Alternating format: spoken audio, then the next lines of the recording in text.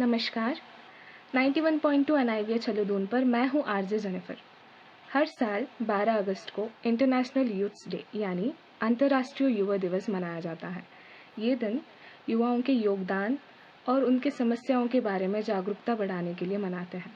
और आज इसी अवसर पर हमारे साथ ऑनलाइन माध्यम से जुड़े हैं एक स्पेशल यूथ आइकन जिन्होंने टेक्नोलॉजी की दुनिया में अपनी पहचान बनाई है, जिनका नाम है सौरभ प्रसाद।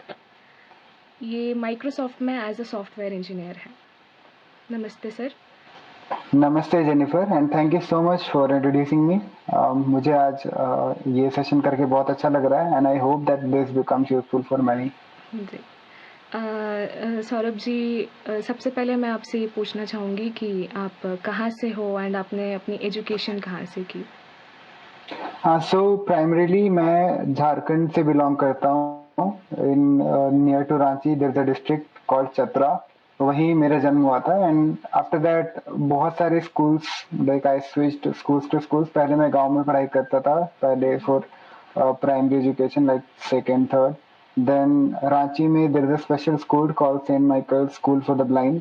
तो जब मेरी आई साइट, जस्ट थोड़ा सा ब्रीफ अगर मैं दूं तो बचपन में ही मुझे एक बीमारी थी, ग्लोकोमा। सो जैसे जैसे आप बड़े होते हो आपकी आई साइट कम होती जाती है। ओके। सो क्लास थर्ड के बाद मुझे पढ़ाई करने में दिक्कत आ रही थी। Then I went to saint Michael school जहाँ मैंने ब्रेल सीखी and class fourth fifth classes की पढ़ाई की। Then I went to NIVH Dehradun, now it is known as NIPVD। NIEPVD, yes. जहाँ मैंने class 8th 9th and 10th की पढ़ाई करी। जी। और 10th के बाद मुझे साइंस लेकर पढ़ाई करनी थी, पर क्योंकि ये सब्जेक्ट्स वहाँ अवेलेबल नहीं थे तो फिर मुझे स्कूल स्विच करना पड़ा और मैं दिल्ली आ गया। दिल्ली में एक ऑर्गेनाइजेशन है, national association for the blind, जिन्होंने एडमिशन के through hostels and accommodation provide किया। एंड वहीं नियर बाय RK पुरम में एक स्कूल है, टेगोर इंटरनेशनल स्कूल, ओके। जहाँ से मैंने क्लास 11th एंड 12th की पढ़ाई करी। And then joint entrance exam दिया जिसमें जेई मेंस में मैंने क्वालिफाई करा एंड उसके through triple IIT Delhi college में मुझे एडमिशन मिल गई कंप्यूटर साइंस एंड इंजीनियरिंग के लिए। और वहीं से मैंने 2023 यानी कि लास्ट ईयर बीटेक कंप्लीट किया and Microsoft as a software engineer join किया। So it's been 1 year working there. Okay sir. बहुत प्राउड फील होता है जब आप कहते हो कि NIPVD से ही आपने अपनी स्टडीज़ भी की। एंड सर मैं ये जानना चाहती हूँ, आपने कहा कि आप इंजीनियरिंग की है आपने कंप्यूटर्स में, so it's a science subject. तो आपको आपको ये कब आया कि मुझे इंजीनियर बनना है, या आपकी ये इंटरेस्ट कैसे जगी इस फील्ड में? सी इसके पीछे ऐसे शुरू से कुछ ऐसे डिसाइडेड नहीं था, बट जब मैं क्लास 9th 10th में पढ़ाई कर रहा था तो एक बात जो मैंने ऑब्जर्व करी वो ये कि जितने भी मेरे पीयर्स हैं, बाकी के स्टूडेंट्स हैं, they all want to go into the government jobs और they want to become teacher, they want to do something in the art field. पर साइंस साइड में किसी का कोई इंटरेस्ट दिख नहीं रहा था। एंड आई ऑब्जर्व कि बहुत कम लोग, यार ना के बराबर लोग हैं जो क्लास 10th के बाद साइंस लेकर पढ़ते हैं। इवन जब मैंने अपने स्कूल में इंक्वायरी करी, इसने कहा हमारे पास सिस्टम ही नहीं है, we can not afford just one student taking science subject and engage teachers for that. तो इस तरह के इश्यूज देखने के बाद I thought that I have to do something different, I take science for now. But तब तक ऐसे कोई प्लानिंग नहीं थी कि मुझे आगे चल के इंजीनियरिंग करनी है या फिर क्या करना है। बट जस्ट दैट कि क्लास 9th एंड 10th में मुझे साइंस पढ़ना अच्छा लगता था and I thought I have to do something different. But जब मैं क्लास 11th में आया then I got to know there is something called IIT, जिसके पीछे सब लोग प्रिपरेशन कर रहे होते हैं। And I also did the same thing. But इसके साथ साथ बहुत सारे ऐसे स्टीरियोटाइप थे जो पहले एग्जिस्ट करते थे and I got to face them. जो लोगों ने इतना ज्यादा पहले से परसेप्शन बना के रखा होता कि साइंस पढ़ना is very difficult and you don't have resources, you won't be able to perform practicals, you don't get support from the teachers in your school, you will face problems while writing your exams and a lot of things कि diagrams बहुत होते हैं, questions बहुत heavy होते हैं। But when I went through all this, थोड़े बहुत challenges definitely थे बट वो इतने ज्यादा भी नहीं थे कि you can not go. Once you go ahead you get the support you. And जब से अभी पिछले 4-5 सालों से टेक्नोलॉजी भी जैसे जैसे इवॉल्व हुई है, एक्सेसिबिलिटी साथ साथ इम्प्रूव हुई है and nowadays it's becoming even more and more easier to pursue any subject of your choice. Yes. So overall that was the journey. जी। आपने कुछ बताया कि स्टीरियोटाइप्स भी थे, सो ओब्वियसली आपको काफ़ी चैलेंजेस का भी फेस करना पड़ा होगा, ऑब्वियस सी बात है, बिकॉज इट इज़ समवेयर आज भी हम भी मानते हैं कि हमें लगता है कि साइंस शायद थोड़ा डिफ़िकल्ट है फॉर विजुअली इम्पेयर्ड। सो आपको किन किन दिक्कतों का सामना करना पड़ा था? तो सी फर्स्ट ऑफ ऑल जब आप किसी रेगुलर स्कूल में जाते हो तो जी। सबसे बड़ा आती है लोगों के अप्रोच को लेकर के nobody gets to behave you in simple like other people are coming in there bro आपको कोई प्रॉब्लम है bro do you need some help so I was not able to be with them in a genuine sense. Nobody was becoming like a nobody was acting in a general human manner, human so manner. everybody is either considering me to be more than a human or less than a human. But उस level पे आकर के लोगों को ये विश्वास दिलाना कि यार I also belong to the same stream stream. And you don't have to act in a very over polite या वे तो सिंपैथेटिक वे नहीं चाहिए, yes exactly.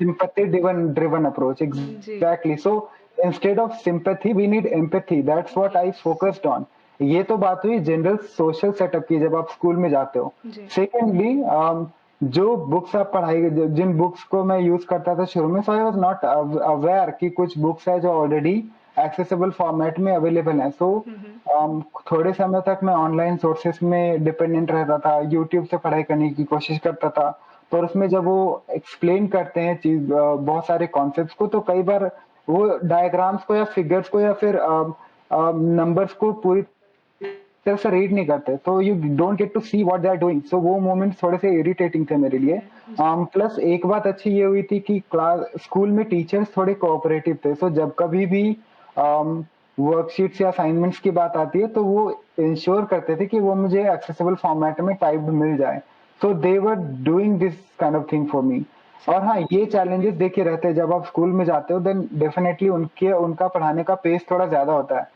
So you have to be careful from advance कि जो class में पढ़ाया जाने वाला है you should be knowing well in advance so that कि जब आप क्लास में जाओ you are getting what they are teaching otherwise वो इतना फास्ट फॉरवर्ड वे में चलते हैं you get to skip things in between so इन चीजों को मैंने ज्यादा माइंड नहीं किया because I new eight the end I will be able to cope up with them और एक और परसेप्शन ये था कि प्रैक्टिकल्स के एग्जाम्स कैसे देंगे तो मैं बताना चाहता हूँ कि सीबीएसई के गाइडलाइंस के अकॉर्डिंग वो आपको एग्जाम्स के वक्त लाइव प्रैक्टिकल परफॉर्म करने के लिए नहीं बोलते they ask you some viva और practical based questions and you have to answer them based on that आपके मार्क्स को वो इवेलुएट करते हैं आपके परफॉर्मेंस को इवेलुएट करते हैं और एक और डाउट ये होता है कि आप क्लास में बाकी लोगों के साथ प्रैक्टिकल्स कैसे परफॉर्म करोगे so I was always in a group जहाँ पे एक ग्रुप में 3 या 4 लोग होते थे so rest of them were doing the mixing the chemicals and seeing the results so मैं साथ साथ रीडिंग लिखता रहता था एंड आई गॉट मतलब I was aware of what is happening happening and I around. Was having all the readings this is how I was like contributing to the group so इस तरह से it becomes easier and you go ahead okay, मतलब आपकी hard work के साथ साथ लोगों का हेल्प भी है कि definitely it worked out. Okay sir. yeah तो आपने ये बताया कि काफ़ी सारी चैलेंजेस तो आई हैं in despite of doing things well. So how did you motivate, आपने अपने आप को कैसे मोटिवेट किया कि you still have to keep doing things? I didn't have to motivate myself in that way, but एक मतलब शुरू से ही एक ऐसा था कि मुझे आगे चल करके कुछ करना है. Always there is an insistent desire to do something and या। like पढ़ाई में भी थोड़ा इंटरेस्ट था मेरा सो बाकी टीचर्स एंड इन सबको देख करके बाकी जब मैं बाकी स्टूडेंट्स को देखता था how they are doing how they are going ahead and having that competitive place in hand so वो सब देखते हुए मतलब कभी ऐसा लगा नहीं कि मुझे खुद को मोटिवेट करने की जरूरत है but that was just a process I was taking interest I was enjoying the time and it was all that I was just having a good time at the time तो जो कुछ भी पढ़ाई से रिलेटेड था B it collecting the resources being in sync with whatever is being taught exams में अच्छा perform करना so all these things came together but I had just one like goal at the end that I have to secure admission in a good college after I complete my intermediate okay, आपके future goals क्या हैं? like as a future goal see nowadays a lot of things are changing in a very rapid manner yes. अगर अभी से आप 2 साल पहले जाओगे तो there was nothing like artificial intelligence chat gpt these things were not even there so कोई भी चीज़ ऐसे डेफ़िनेट मतलब डिसाइड नहीं होता, बट अगर मैं अभी के हिसाब से बताऊँ, तो मेरा फ़ोकस यही है कि अभी मैं जिस भी टेक स्टैक में जिस भी प्रोजेक्ट्स में काम कर रहा हूँ, उसमें फुल कंट्रीब्यूट कर पाऊँ अच्छे से and as a developer grow कर पाऊँ in the upcoming years. And after that जो भी टूल्स में एक्सेसिबिलिटी को लेकर के इश्यूज रहते हैं and which are not spoken well, and developers के लिए जो डेवलपिंग टूल्स होते हैं उनमें जो एक्सेसिबिलिटी इश्यूज होते हैं, so overall I have to create a model of accessibility that can be adapted by schools, by students, by organizations across the country, so that and across the world, so that people are able to move smoothly. I mean अभी भी बहुत ज्यादा काम चल रहा है इस पे, जी but on top of that I would like to work and ensure that accessibility is preserved across all the fields. जैसे अभी भी जितने भी नए आपके बुक्स आते हैं या फिर स्पेशली मैथमेटिक्स रिलेटेड बुक्स आते हैं, so there you find a lot of bug, lot of issues while reading the matrices, equations, symbols, diagrams. So I want to ensure that these things are preserved in the upcoming time, and students have to suffer less while they study. Okay. So wishing you all the best. Hope you'll achieve all of this very soon. Yeah. Yeah. So moving to the end of this interview, मैं जानना चाहूँगी कि आप हमारी तरह और भी out there visually impaired youths हैं या और भी यूथ्स हैं, तो आप क्या कोई इंस्पिरेशनल वर्ड्स या फिर कोई मैसेज कहना चाहोगे उनके लिए? Nothing as such like as a message I don't have anything to say, but बस ये कहना चाहूँगा कि आप जिस भी फील्ड में काम करो, you are doing great. Just keep it up, keep up the pace and continue. Yeah, it's good. Okay. Yeah. And मेरा एक और क्वेश्चन भी है. हाँ जैसे जी, you sure. Keep working with sighted people, तो आपको क्या ऐसा लगता है कि हम विजुअली इम्पेयर्ड उनसे कम है या फिर कहीं लैग करते हैं या पीछे हैं, अगर हम मेहनत करेंगे उनके जितना ही, सो कोई डिफरेंस लगता है आपको? See, one thing that I have closely seen and I would like to say is that कि कभी भी ऐसे म्यूचुअल में आपका एक दूसरे से ऐसे कंपटीशन नहीं होता. You are doing on your own pace, you are working on your own thing. Correct. आपके पास अपने चैलेंजेस हो सकते हैं, उनके पास उनके से खुद के चैलेंजेस हैं. सो इट्स नॉट लाइक एक एस्पेक्ट में हो सकता है कि आप थोड़े स्लो हो, वो फास्ट है, बट दूसरे एस्पेक्ट में you can be very fast, they can be slow. Both the things can coexist together. And ऐसे मैं नहीं मानता कि आप बोल सकते हो कि एक कम है या कोई दूसरा उनसे ज्यादा है. As you put effort, as you are provided the right guidance, you are able to do the way they do. You are able to do even in a better way than they do. So it's all about कि आपको कितनी अच्छे से clarity होती है. जैसे आप किसी प्रोजेक्ट्स में काम कर रहे हो, आप देख रहे हो बाकी के लोग बहुत तेजी से काम कर रहे हैं, पर आप ये देखो ना कि उनके पास एडवांटेज है. they have other senses with which they are doing the things. पर वो बातें अगर आपको भी कोई अच्छे से बता दे and if things are accessible, then आप भी उनसे पीछे नहीं हो. So it's not like that. It's only about कि आपको कितने अच्छे से support and help and accessible infrastructure मिलता है. अगर वो आप provide करते हो, then both of you are on the same page to do whatever you want. Okay. बहुत अच्छा लगा सौरभ जी आपसे बात करके. आप इंस्पिरेशन हो हम सब के लिए actually to keep doing things whatever we are doing, ताकि हम गिव अप ना करें. सो Once again, just I would like to reiterate that there is nothing kind of thing as inspiration or something. It's just about the matter of support, help, and the time that I was provided. अगर वो किसी को भी मिलता है, then they will definitely go ahead. It's not about तो हमारे हाथ में सिर्फ inspiration or hard work something. है, बाकी सफलता जो है वो वातावरण और जो भी हमें हेल्प मिलती है उसी पे डिपेंडेंट है, ये कहना चाहता हूँ. हाँ जी, hard work is a catalyst. You have to keep working, you have to keep moving, and support and things you get with time. So that's the thing. Yeah. Okay. Thank you so much Saurabh ji, आपसे बात करके बहुत अच्छा लगा. And in the end मैं हमारे listener से भी यही कहना चाहूँगी, जो भी आउट देयर हमें सुन रहे हैं, कि मेहनत करना चाहिए. जैसे सौरभ जी ने कहा, हार्ड वर्क करना नहीं छोड़ना चाहिए. बाकी हेल्प और जो भी हमने हार्ड वर्क किया है, इन दी एंड कभी ना कभी उसका रिजल्ट आ ही जाएगा. सो ऐसे ही इंटरेस्टिंग एंड इन्फॉर्मेटिव प्रोग्राम्स के बारे में जानने के लिए सुनते रहिए 91.2 NIVH हेलो दून. धन्यवाद.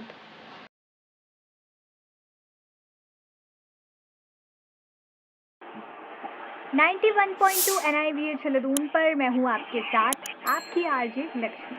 दोस्तों, अगर आपकी कलम से कुछ शब्द निकल जाएं तो कितनी अच्छी बात होती है ना. और आज यूथ डे पर हम एक ऐसे ही युवा को मिलवाने जा रहे हैं आपसे। ये काफ़ी इंस्पायरिंग स्टोरीज है। हमारे साथ मौजूद हैं सौरभ पंत जी, जो कि कंटेंट क्रिएटर हैं, और मुझे ये बताते हुए बहुत ज़्यादा खुशी हो रही है कि इनकी जो स्कूलिंग है वो NIEPVD देहरादून से हुई है। और इनके बारे में ये सुनने में आया है कि इन्होंने इतनी पढ़ाई की है कि मतलब इसका कोई जवाब नहीं, मतलब बुक्स ये सबसे ज़्यादा पढ़ते थे। तो आज इनसे बात करने में हमें बहुत मज़ा आएगा और जानेंगे कि कैसी रही इनकी बचपन से लेकर अब तक की जो जर्नी है, और कैसे इनको कंटेंट राइटिंग में इंटरेस्ट आया, बुक्स लिखने में इंटरेस्ट आया। ये सारी ही बातें हम इनसे जानेंगे। तो सौरभ जी, आपका बहुत बहुत स्वागत है 91.2 NIVH रेडियो। हेलो एवरीवन, सभी को नमस्ते। और मुझे बहुत बहुत खुशी हो रही है आप लोग के साथ होते। और पहले तो क्या बोलते हैं, क्योंकि मॉडर्न स्कूल से मेरी स्कूलिंग हुई है, तो काफ़ी एक अपने आप में एक अद्भुत चीज़ है। काफ़ी लोग के साथ मेरा लगाव रहा है, जुड़ाव रहा है। तो शुरू करते हुए मैं यही कहूँगा कि उन सबकी ही वो ब्लेसिंग्स थी और हेल्प हुई था, जिसकी वजह से मैं आज यहाँ तक पहुँचा हूँ। तो इसे शुरू करते हैं।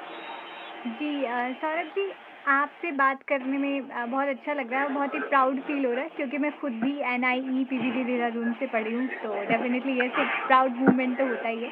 तो आप हमें ये बताएं कि आपने जो राइटिंग की जो शुरुआत की, वो सबसे पहले आपने कब और कैसे की? मेरे ख्याल से मेरे को लोग नोट्स बनाना चाहते थे NIEPVD में स्कूल टाइम पे, क्योंकि मैं स्टेट लेके एक साइड पे कोने में बैठ के नोट्स लिया करता था जीके के। और वहीं पे वो सफर शुरू हुआ, जैसे कि धीरे धीरे बढ़ता गया। फिर ग्रेड से लेके मैं प्रिंस की ओर गया, कॉलेज आया, वहाँ पे मौके मिले। फिर हाँ, जो पहला कदम था वो मैं ये कह सकता हूँ कि जो अपने स्कूल का माहौल था, वहाँ पे ग्रेड राइटिंग होती थी, कॉम्पिटिशन होते थे और काफ़ी मौका मिला। तो शुरुआत तो मेरी वहीं से हुई। सर, जैसा कि मैंने अपने लिसनर्स को बताया कि आपको बुक्स पढ़ने का बहुत शौक था, तो बुक्स पढ़ने की जो इंस्पिरेशन है वो कैसे मिली आपको? मेरे ख्याल से वहाँ पे नेशनल लाइब्रेरी है अपने NIEPVD में, और वो जो प्लेटफॉर्म है वो अपने आप में एक विशाल है। और वहाँ मैं आया आया करता था, काफ़ी टाइम मेरा वहाँ बीतता था। तो एक शुरुआती माहौल जो आपको मिलता है वो काफ़ी बेहतरीन था उस हिसाब से। फिर मैं ओल्ड लाइब्रेरी गया, वहाँ पे काफ़ी बढ़िया फैसिलिटी थी। वहाँ पे उस टाइम पे सीडी हुआ करती थी, अब तो काफ़ी टेक्नोलॉजी आगे बढ़ गई है। और सीडी का ज़माना था, वहाँ पर से मैं सीडी लिया करता था और अपने रूम में सुनता था। तो धीरे धीरे बुक, ऑडियो बुक्स और ब्रेल बुक्स, इनसे मैं ग्रो किया धीरे धीरे। जी बिल्कुल, एक माहौल, तो जब हमें एक अच्छा माहौल मिलता है तो हम ग्रो करते जाते हैं, तो आपने भी वही किया। जी तो बिल्कुल। सौरभ, आप मुझे ये बताएं कि जब आपने पहली कंटेंट राइटिंग स्टार्ट की, तो आपका फर्स्ट एक्सपीरियंस, कैसी फीलिंग आ रही थी जब आपने पहली बार लिखा और आपको कभी अवार्ड मिला? तो कैसा लगा वो एक्सपीरियंस, आप हमारे साथ शेयर करें। देखिए, ये 2013 का समय है और मैं कॉलेज आया अपने ऑलमोस्ट 5-6 मंथ में हो गए थे। तो वहाँ पे कई लोग बात करते थे कि आपको प्रिंट में लिखना चाहिए या फिर सबमिट करना चाहिए आपको, आप कंप्यूटर में लिख के हमें दीजिए, हम उसको प्रिंट में करवाएंगे और प्रिंट देंगे। लेकिन उसी बीच एक कॉम्पिटिशन हुआ दिल्ली में, रांची एजुकेशन सोसाइटी ने वो कॉम्पिटिशन करवाया। वहाँ पे हमें ऐसे राइटिंग का एक चैलेंज मिला। वुमेन एम्पावरमेंट में काफ़ी जोर शोर पे था उस समय, जो माहौल चल रहा था हम सबको मालूम ही है। तो उस पर एक मौका मिला 6 पेज का ऐसे लिखने का, ऑलमोस्ट 1000 वर्ड्स। तो वो मैंने टाइप किया अपने कंप्यूटर में। और मेरे सीनियर थे रक्षाम भैया, वो भी NIEPVD से पढ़े हुए। तो उन्होंने कहा मैं एडिटिंग में हेल्प करूँगा, जो भी गलती इसमें स्पेलिंग वगैरह अगर होंगी तो उनका साथ मिला और लकीली वो सेलेक्ट हो गया ऐसे। तो जब सेलेक्ट हुआ तो उसके बाद मेरे को बुलाया गया वहाँ अपने स्टेज पे, उन्होंने अवार्ड दिया। तो वो शायद से स्टार्टिंग थी काफ़ी एक जहाँ से कुछ आगे बढ़ने लगा। बिल्कुल सौरभ जी, और हमें भी खुशी हो रही है कि आपको पहला एक्सपीरियंस मिला अपनी कंटेंट राइटिंग का। तो सौरभ जी, आप लिखते हैं तो आप ज़रूर बहुत सारे लोगों को पढ़ते होंगे, तो सबसे ज़्यादा आप किन को फॉलो करते हैं, जिनका कंटेंट आपको सबसे ज़्यादा पसंद आता है? देखिए, अभी तो बहुत सारे राइटर्स हैं, इंडिया के भी, अब्रॉड के भी। और लेकिन ये है कि जो भी माहौल मेरे को मिला पढ़ने का, उसके हिसाब से पोएट्स ने ज़्यादा पढ़े हैं ऑब्वियसली। उसके अलावा नोवेलिस्ट भी पढ़े हैं। लेकिन हाँ, आप इंडियन की बात करोगे तो हमारे पास रविन्द्रनाथ टैगोर जी से बड़ा तो एग्जाम्पल है ही नहीं। बाकी 2-3 असम के राइटर्स भी हैं जो इन्होंने इंग्लिश में लिखा है। और हिंदी में तो बहुत है, वो हिंदी में तो खैर जाने की जरूरत नहीं है। बाकी प्रेमचंद को पढ़ा है हमने, और सेवेंथ चट्टोपाध्याय को भी थोड़ा बहुत पढ़ा है, जिस समय में जूनियर्स ने गाइड किया मुझे ऑडियो बुक्स के साथ, तो हिंदी में उनको पढ़ा है। बाकी क्योंकि मैं बाहर से हूँ, उत्तराखंड से, तो बिना सुल्तान पंथ के बारे में कहे तो कुछ हो नहीं सकता है। और उनकी जो पुस्तकें हैं वो थोड़ी बहुत ज़्यादा नहीं पढ़ी, लेकिन थोड़ा बहुत उसे भी पढ़ा है। वाह, ये तो बहुत अच्छी बात है सौरभ जी, आप उत्तराखंड से हैं और मैं खुद भी उत्तराखंड से हूँ, तो अच्छा लग रहा है ये जान के कि आप उत्तराखंड से हैं। तो आप मुझे ये बताएं कि एक बेहतर कंटेंट राइटर अगर हमें बनना है तो कौन सी चीज़ें हैं जिनका हमें ध्यान रखना चाहिए? जैसे कि हमने अपनी प्रारंभिक वार्तालाप में चर्चा की थी इंटरव्यू शुरू होने से पहले, कंटेंट राइटिंग और बुक पब्लिशिंग दोनों अलग अलग चीज़ें हैं। बुक पब्लिशिंग उससे ज़्यादा बड़ा फील्ड है कंटेंट राइटिंग से। तो एज अ कंटेंट राइटर आपको मार्केट क्या डिमांड करता है, पहली चीज़ तो वो ध्यान रखते हैं लोग। प्लस कंटेंट में आपको रेफरेंस दिया जाता है कि कितने रेफरेंस है, आप चेक कीजिए ये रेफरेंस कितना सही है कितना नहीं, उसके हिसाब से। तो अब कंटेंट राइटिंग में दो फील्ड मेन होते हैं, एक होता है कॉपी राइटिंग और एक होता है आपका सेव कंटेंट। तो मेनली हम लोग सेव कंटेंट पे काम करते हैं, क्योंकि कॉपी राइटिंग थोड़ा हार्ड होता है। सेव राइटिंग के लिए ये है कि आपको सेव के थोड़े टूल्स अगर आते हो तो आप बेटर उसको क्रिएट कर सकते हैं। वो वही जज करता है क्लाइंट जो होता है, आपका क्लाइंट आपसे एक्सपेक्ट करता है कि आप किस तरह से उसका सेव कंटेंट के हिसाब से लिखो, जैसे हेडिंग वाइज है कि नहीं, अगर उसने कोई इमेज दिया तो उसके हिसाब से आपने कंटेंट लिखा है कि नहीं लिखा, डिस्क्रिप्शन है कि नहीं इस चीज़ का, क्या चीज़ होते हैं उनके सब फॉर्मेट्स होते हैं अलग अलग। जैसे कि मैंने कहा था 8 लेवल्स होते हैं, लेवल 1 से लेकर लेवल 8 तक। तो लेवल 4 तक भी अगर आप चले जाए तो आपके लिए बहुत बढ़िया बात है। जी, तो सौरभ जी मैं आपसे ये गुजारिश करूँगी कि इन दोनों में क्या डिफरेंस है, ये शॉर्ट में आप हमारे लिसनर्स को बताएं प्लीज़। बहुत सिंपल है। कंटेंट राइटिंग बेसिकली आप एक वेबसाइट के लिए काम कर रहे हैं जी या फिर आप प्लेटफॉर्म के लिए काम कर रहे हैं, जी आप किसी का प्रोडक्ट लिख रहे हैं या तो आप किसी की सेल्स रिपोर्ट लिख रहे हैं या डिटेल लिख रहे हैं। लेकिन बुक पब्लिशिंग जैसा कि अपना नंबर रेफर करता है, आप उसमें आपकी फ्रीडम है, आपको कोई रोकने नहीं वाला है कि आपने क्या लिखा क्या नहीं लिखा। केवल आपका पब्लिशर ये जो लास्ट में एग्जीक्यूट करेगा। लेकिन मेन चीज़ ये है कि कंटेंट राइटिंग में आपको जज किया जाता है। अगर आपने थोड़ा सा भी कंटेंट गलत लिखा तो आपका क्लाइंट को रिजेक्ट कर देगा, मना कर देगा कि ये अच्छा नहीं है कंटेंट, आप दोबारा लिखिए, आप दोबारा लिखिए, 3 बार लिखिए, 4 बार लिखिए। बुक में है कि जो आपने डिसाइड किया वही रहेगा आपका लिखना। तो जो आपका अपना कंटेंट है उसमें आपको कोई बाध्य नहीं कर रहा है कि आपको ये लिखना है या ये नहीं लिखना है, तो वो आपके ऊपर निर्भर करता है। और बुक बहुत बड़ी होती है, कंटेंट राइटिंग बहुत छोटा होता है, ये तो हम मानते हैं। तो कंटेंट राइटिंग आप डिमांड के हिसाब से करते हो, ऑन डिमांड, जिस चीज़ की डिमांड होती यस, तो वो हिसाब से होता है उनके, वो उनका प्रोडक्ट भी हो सकता है, उनका वेब पेज भी हो सकता है, उनका अबाउट अस भी हो सकता है, कुछ भी हो सकता है जो भी वो मांग रहे हैं। बुक में तो आपको डिसाइड करना है कि आपके चैप्टर्स क्या रहेंगे, है। जी जी आपका कंटेंट क्या रहेगा, आप पोएम लिख रहे हो, स्टोरी लिख रहे हो, आपको ओके। कभी आपकी लाइफ में ऐसा मोड़ आया हो जब आपको लगा हो कि आप टूट रहे हैं और आपको गिव अप कर देना चाहिए, तो आप उस समय अपने आप को कैसे मोटिवेट करते हैं? कभी आया आपकी लाइफ में ऐसा मोड़? अच्छा देखिए, दोनों मेरे को जानते हैं, उनको पता है कि मेरे लाइफ में मोड़ क्या है। वो मैं कॉलेज के लास्ट ईयर में जब मैं गिर गया था अपने हॉस्टल में, तो उसमें 2-4 महीने में घर गया था जब मेरे पैर का ऑपरेशन हुआ था। वही एक टर्निंग पॉइंट था मेरे ख्याल से, पॉजिटिव या नेगेटिव। पॉजिटिव में लेता हूँ मैं उसको बहुत बार। तो अब तो 10 ईयर्स हो जाएंगे मुझे ऑलमोस्ट। तो वहाँ पे था कि वहाँ पे जो सपोर्ट मुझे चाहिए था, स्पेशली अपने पेरेंट्स से, फैमिली से, क्योंकि 2-3 महीने में घर पे ही रहा, बड़ी इंजरी की ऑपरेशन हुआ उसका दिल्ली में। तो वो थोड़ा बहुत इंसान को तोड़ता है। आपके पास ऐसी कंडीशन आ जाएगा, इतना हेवली इंजर्ड हो जाओ, आपको चोट लग जाए बड़े स्तर पर। तो उसके बाद 2-3 महीने घर गया, काफी मेरे पापा ने मेरे को काफ़ी हेल्प की, भले वो ले जाना लाना ले जाना हो। फ्रेंड्स थे मेरे कॉलेज में जो उन्होंने, जब मैं गिर गया था उसके बाद लेके गए थे खुद। तो वो एक ऐसा माहौल था जहाँ पे आपको लोग की जरूरत होती है, हेल्प की जरूरत होती है। तो जब आप टूटते हो, स्पेशली क्योंकि फिजिकली तो आप रिकवर हो जाते हो इतनी बड़ी इंजरी से, आपको जो है मेंटल आपका सपोर्ट चाहिए होता है कि आप साइकोलॉजिकली कैसे बाहर आओगे, क्या करोगे क्या नहीं करोगे। तो वो एक लम्हा था। उसके बाद लिखना थोड़ा आसान हो गया मेरे लिए, क्योंकि कहते हैं कि आपको मुश्किलें आपके सामने आते हैं, आपको लेखन काफ़ी बड़ा फील्ड बन जाता है अपना। बिल्कुल सही बात है, और आपने जो बात बताई मुझे बहुत अच्छा लग रहा है ये जानकर कि उसके बावजूद भी आपने गिव अप नहीं किया। तो क्या हम इसको एज अ करियर अगर हम चूज़ करना चाहें इस प्रोफेशन को, तो कितना स्कोप है इसमें? कंटेंट राइटिंग से शुरू करते हैं। जी कंटेंट राइटिंग में स्कोप आपके क्लाइंट पर निर्भर करता है, स्पेशली अगर क्लाइंट आपको पसंद करता है, क्योंकि इसमें कई बार फेवरेटिज्म भी चलता है कंटेंट राइटिंग में।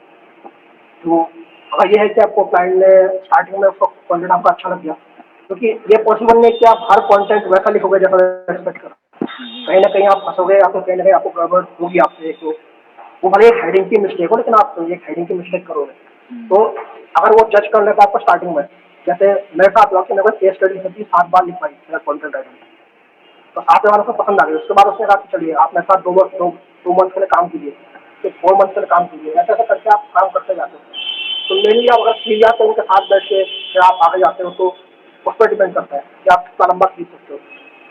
वही प्राइवेट जॉब अगर आप कर रहे हो तो उसमें रिस्क तो है, और वो डिपेंड करता है कि आपने कितना कार्य आप कर सकते हो।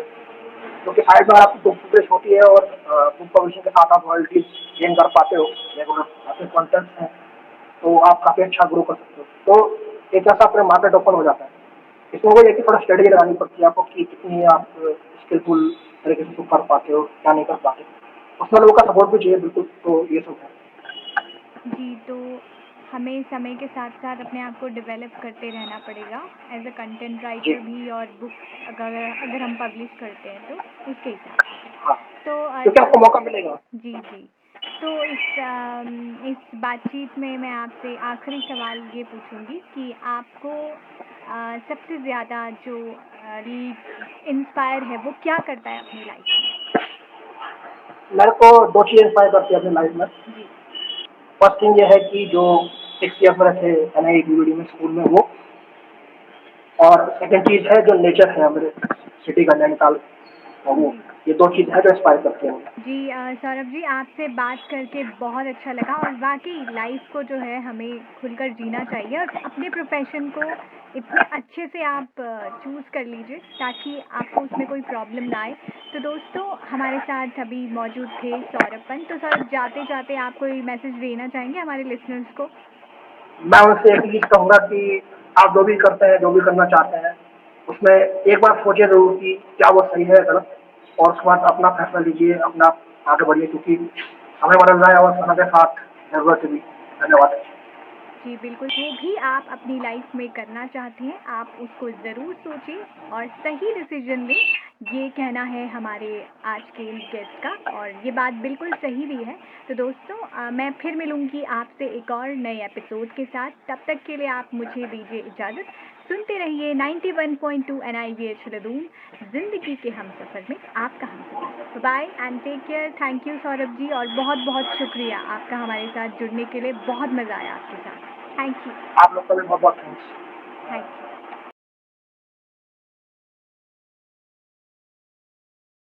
दोस्तों, यूं तो कहते हैं कि पढ़ाई की कोई उम्र नहीं होती है, लेकिन ये भी सच है कि खेल की भी कोई उम्र नहीं है।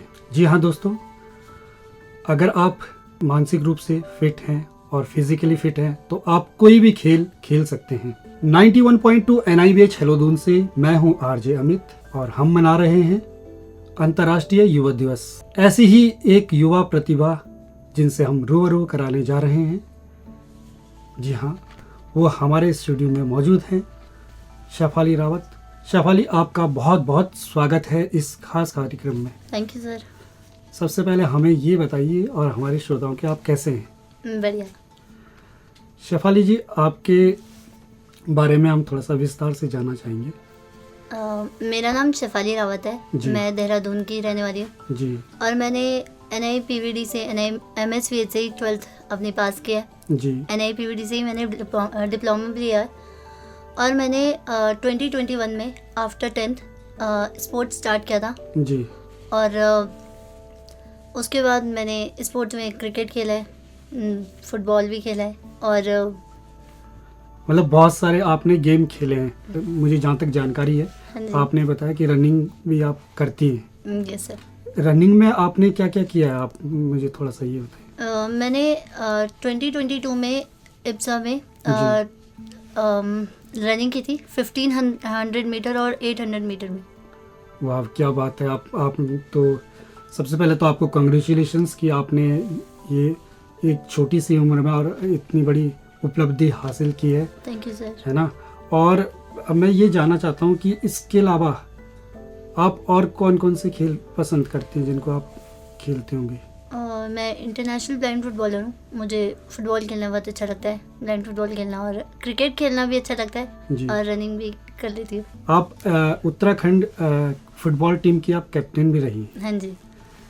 तो मैं ये जानना चाह रहा हूँ कि एज ए प्लेयर और एज ए कैप्टन में आप क्या फ़र्क देखते हैं, कैसा लगता है आपको? एज अ प्लेयर ऐसा रहता है कि हमें एक साथ खेलना है, पता है, जी और अपने कोच और कैप्टन को जो कैप्टन होता है जी। उसकी बात सुनिए जी और अपना 100% देना है। पर वही अगर कैप्टनसी में आ जाऊँ तो थोड़ा सा डिफिकल्ट होता है, ज़्यादा नहीं। जी। कोच की तो खैर बात सुनते ही हैं हम। जी बाकी कैप्टनसी में ऐसा होता है कि पूरी टीम को साथ में लेके चलना है, और जी मतलब बिल्कुल थोड़ा चेयर अप होके रहना है, जो जी। कि कई बार पॉसिबल भी नहीं हो पाता, possible थोड़ा नहीं सा होता। मुश्किल जी, होता है। जी आप से जानना चाहता हूँ कि आप पढ़ाई भी साथ साथ में कर रही हैं, आप 10th में टॉपर भी रही हैं। मैं अपने श्रोताओं को बता दूं कि इन्होंने 10th टॉपर किया था, और उसके बाद आप मतलब कैसे देखते हैं, मतलब कैसे मैनेज करते हैं आप पढ़ाई को और खेल को? कितना टाइम आप अपने खेल को देते हैं और कितना पढ़ाई को देते हैं आप? स्पोर्ट्स और पढ़ाई, बहुत लोग बोलते हैं कि मतलब होता है ना, साथ में मैनेज करना बहुत मुश्किल होता है। हाँ। ऐसा वैसे होता नहीं है। जी मतलब स्पोर्ट्स में मतलब मुझे लगता है कि जितनी पढ़ाई में पहले नहीं करती थी, जी उतनी मतलब मैंने स्पोर्ट्स में आने के बाद की है। क्योंकि मैं पढ़ाई टू बी ऑनेस्ट ज़्यादा नहीं करती हूँ। जी एग्ज़ाम से 1-2 दिन पहले जैसे करते ही हैं लोग, जी वैसे ही करती हूँ। पर क्या होता है ना, जैसे हम स्पोर्ट्स करते हैं, खेलते हैं, जी खेलते कूदते हैं, तो हम मतलब थोड़ा एक्टिव रहते हैं, हाँ एक्टिव रहते हैं, बिल्कुल सही कहा तो आपने। पढ़ाई भी हो जाती है। जी कभी आपको ऐसा लगा हो कि मैं स्पोर्ट्स में कुछ अच्छा नहीं कर पाऊंगी? वैसे तो बहुत अच्छा कर रही हैं आप, लेकिन ऐसा लगता है कि कभी नहीं हो पा रहा मुझसे, तो उस समय आप खुद को मोटिवेट करने के लिए क्या करती हैं? मैं ज़्यादा कुछ नहीं करती, बस अपने कोच सर की तरफ देख लेती हूँ, नरेश निहाल सर की तरफ। जी वो वैसे ही बहुत मोटिवेट रहते हैं, बहुत ज़्यादा मतलब इंस्पायर करते हैं मुझे। जी। मेरे लिए वो मोटिवेशन है, तो उन्हें देख लेना बहुत होता है कि अब कर ही लेंगे। और अगर कभी ऐसा फेज आता है कि लगता है कि नहीं कर पा रहे, जी तो कोच सर बोल देते हैं, अरे हो जाएगा, कर लेंगे। मतलब आपको ये लगता है कि आपको पूरा अपने ऊपर पूरा विश्वास रहता है कि आप कर लेंगे, है ना? हाँ, हो ही जाएगा। जी जी बिल्कुल। आप वो आगे आपने क्या सोचा है फ्यूचर में प्लान? फ्यूचर प्लानिंग तो टू बी ऑनेस्ट मैंने कुछ भी नहीं सोचा, जी। क्योंकि मुझे लगता है टाइम के हिसाब से मतलब जीना चाहिए। जिस टाइम पे जो चीज़ हो रही है चलने दो। बिल्कुल सही कहा आपने, ऐसा होना भी चाहिए। जो आज गया उसको मतलब कल मतलब भूल जाना चाहिए उस बात को, जो है ना। बिल्कुल आपका कहना यही है। आप जब मैदान में उतरती हैं तो क्या दूसरी टीम भी मैदान में रहती है, और एज ए कैप्टन तो आप के माइंड में क्या चल रहा होता है उस समय? जीतना है।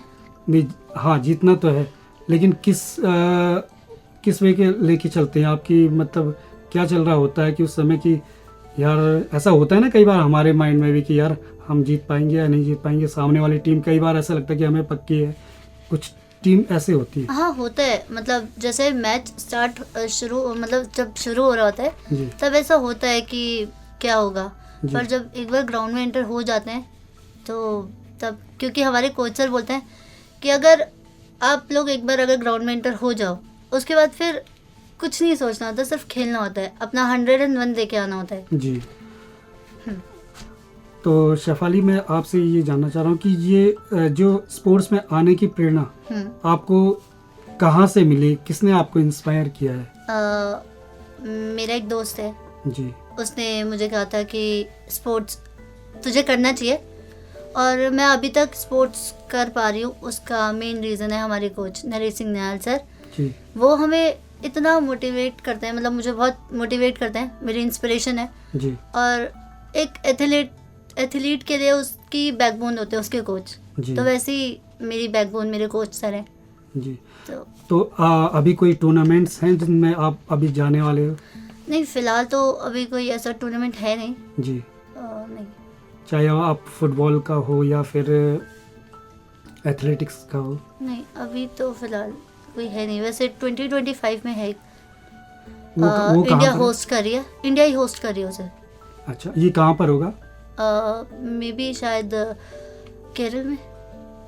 ओके, अच्छा ये केरल में होगा। हम्म, आप एक महिला हैं हम्म, और महिलाओं को, जो दृष्टिहीन महिला होती है, हम्म, उनको पेरेंट्स उतना बहुत कम लोग होते हैं जिनको सपोर्ट कर पाते हैं हम्म, किन्हीं कारणों से। हम्म। तो मैं ये जानना चाह रहा हूँ कि आपको फैमिली की तरफ से क्या रिएक्शन रहता है? मेरी फैमिली इन मामलों में बहुत अच्छी है, मतलब जी। कभी मुझे ऐसा फील नहीं कराने देती कि तुम लड़की हो, ये नहीं कर सकती, वो नहीं कर सकती। मतलब मेरी फैमिली वाले इन मामलों में काफ़ी ओपन माइंडेड है। जी बिल्कुल सही कहा। मतलब आप एक अच्छी फैमिली से, और फैमिली जो है ओपन माइंडेड। मैं यही कहना चाहता हूँ सभी श्रोताओं से कि फैमिली का सपोर्ट होना बहुत ज़रूरी है। और आप भी अपने जो भी ब्लाइंड फील्ड से जो भी आते हैं, जो भी हमारे सुनने वाले श्रोता हैं, उनको ये बता दूं कि वो भी अपनी बेटियों को कम ना समझे, बेटों की तरह ही समझे, क्योंकि आजकल महिला भी किसी से कम नहीं है। तो मेरा यही कहना है कि वो शेफाली सही कह रहा हूँ? हाँ जी। तो यही मेरा कहना है कि वो किसी भी फील्ड में अगर जाती हैं तो उनको मतलब पूरा मौका दिया जाना चाहिए।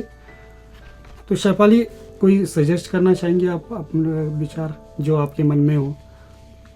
यही कि बढ़िया, जो अच्छा लगे वो करो, और एक ही लाइफ होती है, उसमें बढ़िया से जियो। जी बिल्कुल शेफाली, बिल्कुल आपने सही कहा। अब हम रनिंग पे चलते हैं, क्योंकि रनिंग का जैसे आपने बताया गोल्ड मेडल, तो ये कब आपने ये चीज 2022 में दिल्ली में। अच्छा, अभी 2 साल पहले की बात है। हाँ जी। तो 2022 में आपने दिल्ली में इप्सा में किया है। हम्म। तो ये दो मेडल कौन कौन से थे? एक दोनों मेरे रनिंग में थे, जी। एक 1500 मीटर और एक 800 मीटर। तो जाते जाते शेफाली, मेरा लास्ट एक प्रश्न है आपसे हम्म। कि फ्यूचर प्लानिंग आपकी क्या है? आप क्या करना चाहते हैं? क्योंकि आप साथ साथ में पढ़ाई भी कर रही हैं और स्पोर्ट्स में भी है, तो आगे क्या लक्ष्य है आपका?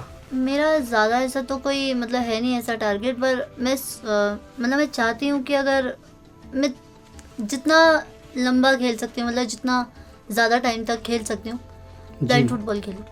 शेफाली, आपसे बहुत बात करके बहुत अच्छा लगा हमें कि आपने इतनी अच्छी जानकारी हमें और हमारे श्रोताओं को पहुंचाई। Thank you sir. हम उम्मीद करते हैं कि हम जो हमारे जो दृष्टिहीन भाई बहन हैं वो भी इससे मोटिवेटेड होंगे, और उम्मीद करते हैं कि वो आगे जाके वो भी इसी तरह शेफाली की तरह ही नाम कमाएंगे। आप हमारे स्टूडियो में आए और आपने हमें बहुमूल्य समय दिया, इसके लिए आपका बहुत बहुत धन्यवाद। तो दोस्तों, ऐसे ही इंटरेस्टिंग प्रोग्राम सुनने के लिए सुनते रहिए 91.2 NIVH हेलो दून, और मुझे यानी अपने दोस्त RJ अमित को दीजिए इजाज़त। तब तक के लिए नमस्कार।